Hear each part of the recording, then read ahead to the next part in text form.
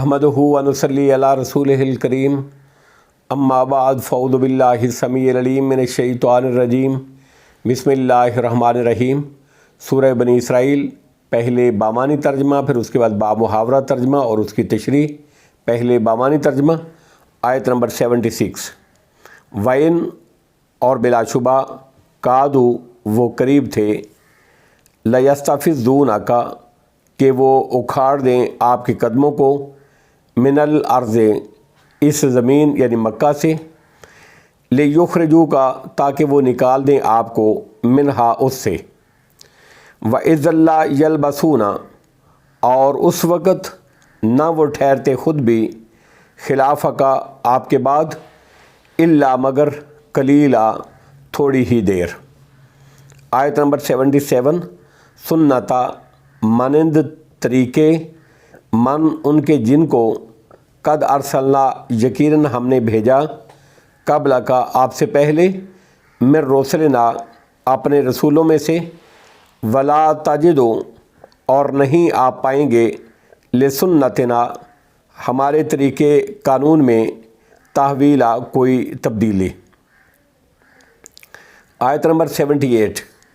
اقم الصلاۃ اے نبی اکرم صلی اللہ علیہ وسلم آپ قائم کیجئے نماز، لدلوک الشمس سے سورج ڈھلنے کے بعد سے، الی غسق اللیل رات کے اندھیرے تک، وقرآن الفجر اور فجر کی نماز بھی اور نماز صبح بھی، ان بے شک قرآن الفجر صبح کی نماز، کان ہے مشہودہ فرشتوں کے حاضر ہونے کا وقت۔ اب بامحاورہ ترجمہ اور اس کی تشریح۔ آیت نمبر 76۔ وَإِن كَادُوا لَيَسْتَفِزُّونَكَ مِنَ الْأَرْضِ لِيُخْرِجُوكَ مِنْهَا اور بلا شبہ قریب تھا کہ وہ آپ کو اس زمین مکہ سے اکھاڑ دیں، لِيُخْرِجُوكَ مِنْهَا تاکہ آپ کو یہاں سے نکال دیں۔ یہ اس سازش کی طرف اشارہ ہے جو نبی اکرم صلی اللہ علیہ وسلم کو مکے سے نکالنے کے لیے قریش مکہ نے تیار کی تھی، جس سے اللہ رب العزت نے آپ کو بچا لیا تھا۔ وَإِذَ لَا يَلْبَثُونَ خِلَافَكَ إِلَّا قَلِيلًا اور تب آپ کے پیچھے وہ تھوڑا ہی ٹھہر پاتے، یعنی اگر اپنے منصوبے کے مطابق یہ آپ کو مکے سے نکال دیتے تو یہ بھی اس کے بعد زیادہ دیر نہ رہتے، یعنی عذاب الہی کی گرفت میں آ جاتے۔ آیت نمبر 77۔ سنتا من قد ارسلنا قبلک من رسلنا ان رسولوں کے طریقے کی طرح مانند جن کو ہم نے آپ سے پہلے اپنے رسولوں میں سے بھیجا، یعنی یہ دستور پرانا چلا آ رہا ہے جو آپ سے پہلے رسولوں کے لیے بھی بڑھتا جاتا رہا ہے، کہ جب ان کی قوموں نے ان کو اپنے وطن سے نکال دیا یا ان کو نکلنے پر مجبور کر دیا تو پھر وہ قومیں بھی اللہ کے عذاب سے بچ محفوظ نہ رہ سکیں۔ ولا تجدو لسنتنا تحویلا اور آپ ہمارے طریقے قانون میں کوئی تبدیلی نہیں پائیں گے۔ اے نبی اکرم صلی اللہ علیہ وسلم آپ ہمارے طریقے قانون میں کوئی تبدیلی نہیں پائیں گے۔ چنانچہ اہل مکہ کے ساتھ بھی یہی کچھ ہوا کہ رسول اللہ صلی اللہ علیہ وسلم کی ہجرت کے 1.5 سال بعد ہی میدان بدر میں وہ عبرتناک ذلتناک شکست سے دوچار ہوئے، اور 6 سال بعد 8 ہجری میں مکہ ہی فتح ہو گیا، اور اس ذلت اور ہزیمت کے بعد وہ سر اٹھانے کے قابل نہ رہے۔ آیت نمبر 78۔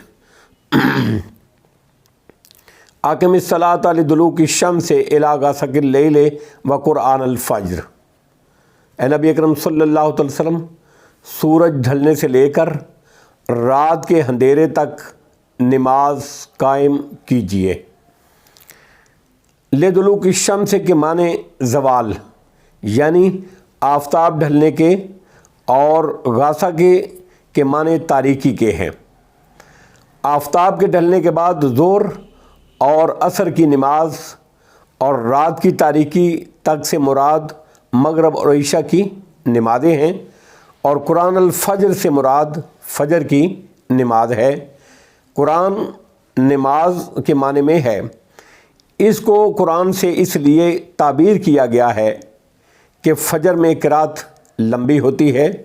اس طرح اس آیت میں 5 فرض نمازوں کا اجمالی ذکر آ جاتا ہے، جن کی تفصیلات حدیثوں میں ملتی ہیں اور جو امت کے عملی تواتر سے بھی ثابت ہیں۔ وقرآن الفجر، اور نماز فجر بھی، اِنَّ قرآن الفجر کان مشہودا، بے شک فجر کی نماز فرشتوں کے حاضر ہونے کا وقت ہے۔ یعنی اس وقت صبح کی نماز کے وقت فرشتے حاضر ہوتے ہیں، بلکہ دن کے فرشتوں اور رات کے فرشتوں کا اجتماع ہوتا ہے۔ صحیح بخاری کی حدیث نمبر 4717 ہے، اور ایک اور حدیث میں جو صحیح بخاری کی حدیث نمبر 555 اور صحیح مسلم کی حدیث نمبر 632 ہے، یہ ہے کہ رات والے فرشتے جب اللہ کے پاس جاتے ہیں تو اللہ تعالیٰ ان سے پوچھتا ہے، حالانکہ اللہ رب العزت کو تو خود جانتا ہے۔ اللہ تعالیٰ پوچھتے ہیں، اے فرشتوں، تم نے میرے بندوں کو کس حال میں چھوڑا؟ فرشتے کہتے ہیں کہ یا اللہ، جب ہم ان کے پاس گئے اس وقت بھی وہ نماز پڑھ رہے تھے، اور جب ہم ان کے پاس سے آئے تو ان کو نماز پڑھتے ہی چھوڑ کر آئے تھے۔ اِنَّ قرآن الفجر کان مشہودا، بے شک فجر کی نماز فرشتوں کے حاضر ہونے کا وقت ہے، لہذا ہمیں 5 نمازیں ٹائم پہ پڑھنی چاہیے، اور خاص طور پہ فجر کی نماز، عصر کی نماز، ظہر اور مغرب اور عشاء کی نمازیں ہمیں ٹائم پر پڑھنی چاہیے۔ نماز کو قائم کرنا چاہیے، نماز پڑھ کر اس پر عمل بھی کرنا چاہیے۔ واللہ اعلم بالصواب، وآخر دعوانا ان الحمد للہ رب العالمین۔